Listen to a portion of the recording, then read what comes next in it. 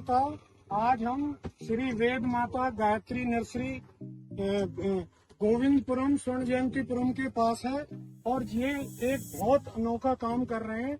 हमारे साथ हैं सुशील त्यागी जी, जो इस केंद्र की नर्सरी की पूरी देखभाल कर रहे हैं और पूरे डिवोटेड हैं। दिन में 12 से 14 घंटे यहीं पर रहते हैं और इसमें श्रोताओं हमें क्या है, अपने घर का जो भी घरेलू गलने सड़ने वाला कूड़ा या बिना गलने सड़ने वाला गोला, पॉलीथीन, कांच इत्यादि सबको ये आपको घर से अलग अलग करके लाना है और उसके बदले किस तरह से जो स्वाभाविक रूप से सड़ने वाला कूड़ा है उसको खाद में परिवर्तित करके ये पौधों की नर्सरी किस तरह से बनाते हैं, इसके बारे में हम अंदर चल के आपको पूरी प्रक्रिया बताएंगे।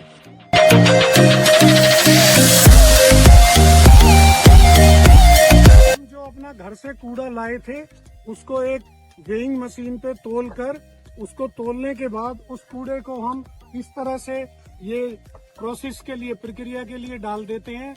अब कूड़े से किस तरह से ये खाद के रूप में परिवर्तित होके और हमारा जो पोटिंग मीडिया है, जो हम गमले तैयार करते हैं या पॉलीथीन तैयार करते हैं, उसमें किस तरह से ये प्रक्रिया करते हैं, ये हमारे सुशील त्यागी जी बताएंगे। डॉक्टर साहब, जो भी रेजिडेंट हमें कूड़ा ला कर देते हैं हम उनका यहाँ अनपैक कराते हैं अपनी प्रेजेंस में। प्रेजेंस इसलिए क्योंकि एक प्रॉब्लम हमारी ये है कि वो सेग्रीगेशन लोग बाग ईमानदारी से नहीं करते हैं। तो यदि कोई सेग्रीगेट नहीं करता तो फिर उसको हम उसी से बोलते हैं कि आप इससे सेग्रीगेट कीजिए, तो वो फिर उनको सेग्रीगेट करना पड़ता है। यहाँ पर सेग्रीगेशन के बाद में जो बायोडिग्रेडेबल वेस्ट है उसको हम यहाँ पर डंप करते हैं और डंप करने के बाद में शाम को हम इसका प्रोसेस करेंगे। शाम को इसको लेबल करके और एक एसेस कर लेते हैं हम कि ये कितना केजी होगा। हमें डाटा वहां से मिलता है जहाँ हमारी वेइंग मशीन से कितना केजी है, हम उसी रेशो में इसमें ऊपर मिट्टी मिला देते हैं। मान लो सपोज दैट हमारा ये 500 केजी है तो हम 500 केजी में मिट्टी, 500 केजी मिट्टी इसके ऊपर लेयर लगा देंगे। तो नेक्स्ट डे फिर कूड़ा आएगा, फिर मिट्टी की लेयर, फिर कूड़ा, फिर मिट्टी की लेयर। तो वो उसके जो एक्सेस इसमें जो वाटर है निकलता है, पानी निकलता है ड्यूरिंग डिकम्पोजिंग, तो वो पानी को मिट्टी सोख लेती है। दूसरा मिट्टी एक कैटलिस्ट का काम भी करती है।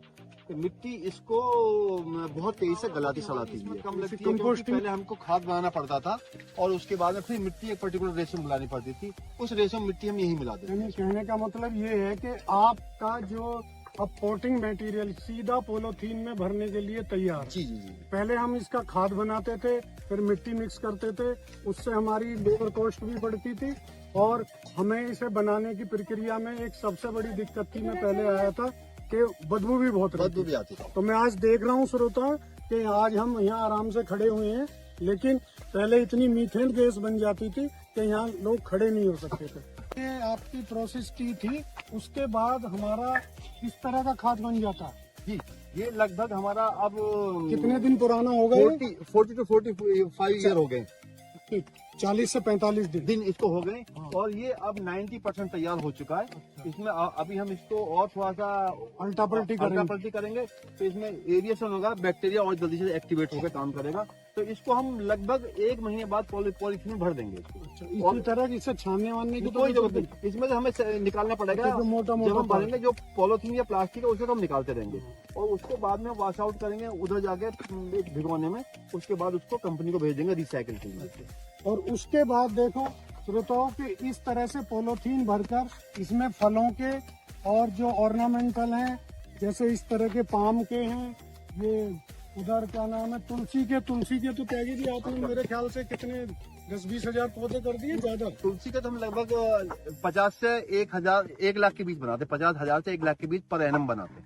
तो श्रोताओं 50 से 1 लाख तक तुलसी के पौधे तैयार किए जाते हैं। उसी वेस्ट से जो घरेलू कूड़ा करकट हम अपने घर के आसपास या कहीं पर भी डाल देते हैं, उससे जो बदबू होती है और पर्यावरण को जो नुकसान होता है, तो ये त्यागी जी ये पर्यावरण के लिए बहुत अच्छा काम कर रहे हैं। और मैं सब गाजियाबाद वासी और आसपास के जितने भी लोग हैं एक बारी यहाँ आकर देखें।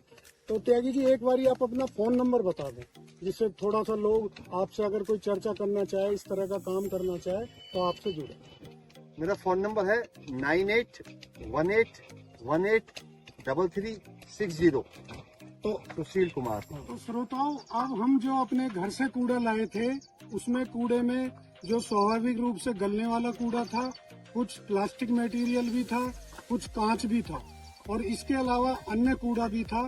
तो जो त्यागी जी बैठे हैं वो इसके बारे में बताएंगे कि इस कूड़े को अपने अंजाम तक, यानी वो शहर में इधर उधर कहीं भी फैला ना मिले, उसके लिए जो प्रक्रिया अपनाते हैं त्यागी जी।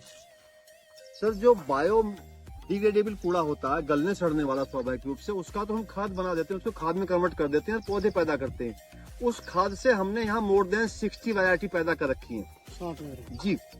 और जो नॉन बायोडिग्रेडेबल होता है, जो लोगों से हम सेग्रीगेट करके उनके घर से मंगाते हैं, उसको हम क्या करते हैं, एक कड़कड़डूमा की एक एनजीओ है, बहुत बड़ी एनजीओ, उससे हमने टाई अप किया हुआ है। उनकी गाड़ी अल्टरनेट मंडे आती है हमारे यहीं गेट पे और वो उस कूड़े को वो लेके चली जाती है। सप्ताह में? हाँ जी, नहीं, वो एक हफ्ता छोड़ के एक हफ्ते आती है, 15 दिन में आती है एक बार वो। और वो एक मूर्ति पे ग्रेटर नोएडा में कहीं उनका रिसाइकलिंग प्लांट है, वहाँ जाकर उसको रिसाइकिल करते हैं। यानी आपका सबसे बड़ा सहयोग ये है कि जो कूड़ा लोग लेके आ रहे हैं बायोडिग्रेडेबल का तो खाद बन जाता है, जी जी। और जो बाकी बचा हुआ है जो गल सड़ नहीं सकता, उसको अलग इकट्ठा करके एनजीओ को दे देते हैं। जी जी, तो वो फ्री ऑफ कॉस्ट एनजीओ लेके जाती है, हम कोई उससे चार्ज नहीं करते और वो भी हमसे कोई चार्ज नहीं करती। जो कांच है उसको हम स्क्रैप वेंडर को बुला के देते हैं, जो कांच का वेंडर है वो उसको फर्नेस तक पहुंचा देता है। तो इस तरह हम लगभग 98% कूड़ा घर का ले लेते हैं। और जो बायोमेडिकल वेस्ट है घरेलू, उसको हम नहीं ले पाते ड्यू टू लीगल, उसमें कॉम्प्लायंस है, हम उन्हें पूरा नहीं कर पाते, तो उसके लिए हम मना करते हैं कि उसको हम नहीं लेंगे। बाकी जो घरेलू कोई कूड़ा हमें ऐसा छोड़ा नहीं है कि हम उसका समाधान नहीं कर पा रहे हो। तो आप अपना कूड़ा लाएं और गंदगी से लड़ने में हमारा सहयोग करें। ये हमने एक छोटा सा डेमो दिया, छोटा सा एक हमारा ये एक तरीका है कि कूड़े को इस तरह भी उसके अंजाम तक पहुंचाया जा सकता है, पर्यावरण को इम्प्रूव किया जा सकता है। और गंदगी से लड़ने में गवर्नमेंट ही नहीं है, हमारा भी उतना दायित्व जितना गवर्नमेंट का है। और जितने हम यदि हम घरेलू कूड़े का सेग्रीगेशन नहीं करेंगे तो उसका कोई भी रिसाइकिल, कोई भी कंपनी दुनिया की उसे रिसाइकिल नहीं कर पाएगी। है उसका रेजिडेंट जो भी लाते हैं, हम उनका सबसे पहले उसका वेट कराते हैं और वेट के अकॉर्डिंग हमने क्या किया हुआ है, पौधों पे टैगिंग की हुई है। 2 किलो कूड़े पे ये पौधा, 4 किलो पे ये है, 8 किलो पे ये है, 10 किलो पे ये है, 70-80 किलो तक के भी पौधे हमारे पास में है। क्योंकि कुछ नर्सरी वाले हमें पौधे डोनेट करते हैं जो कलकत्ते से आते हैं, लाइक पाम है, एरोकेरिया है, डिफनवेचिया है, सेंगोनियम, मनी प्लांट भी हमें ये डोनेट कर देते हैं। तो हम उनको जो उनकी मार्केट कॉस्ट है उसी हिसाब से उन पर टैगिंग करते हैं कूड़े की। बहरहाल हमारा यहाँ कोई भी पौधा पैसे का नहीं है, सारे पौधे कूड़े में ही प्रोवाइड कराए जाते हैं।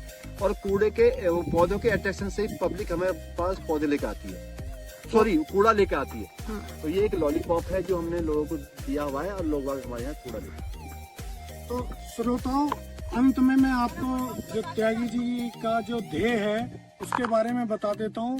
यानी कूड़े से, घर के कूड़े से पौधे, क्योंकि पौधे पर्यावरण को बिल्कुल शुद्ध कर सकते हैं। और कोई भी हम कृत्रिम उपाय करें वो थोड़े दिन के लिए तो सक्सेस हो सकता है, लेकिन 100% सक्सेस वही होगा जो प्राकृतिक है। त्यागी जी इसमें बहुत बड़ा योगदान दे रहे हैं। आपके घर के कूड़े से आपको पौधे दे रहे हैं, पर्यावरण में योगदान दे रहे हैं। शहर की गंदगी, स्वच्छ भारत अभियान जो हमारे यहाँ चला हुआ है, वो पहले से भी चला हुआ था, आजादी के टाइम से गांधी जी ने भी चलाया था। उसी की कड़ी जुड़ के हम यहाँ तक पहुँचे हैं और आशा करते हैं आप हमारी इस मुहिम में साथ देंगे। धन्यवाद। Yeah.